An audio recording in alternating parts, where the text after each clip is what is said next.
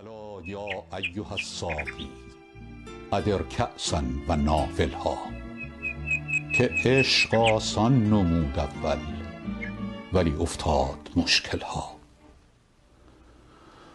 به بوی نافعی کآخر صبا زان طره بگشاید، ز تاب جعد مشکینش چه خون افتاد در دلها.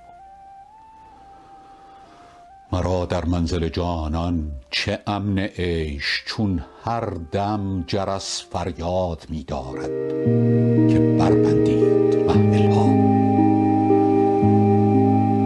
به می سجاده رنگین کن گرت پیر مغان گوید، که سالک بی خبر نبود ز راه و رسم منزلها.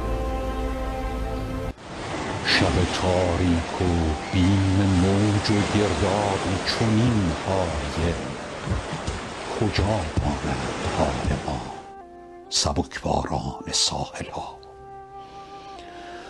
همه کارم ز خودکامی به بدنامی کشید آخر، نهان کی ماند آن رازی کز او سازند محفلها.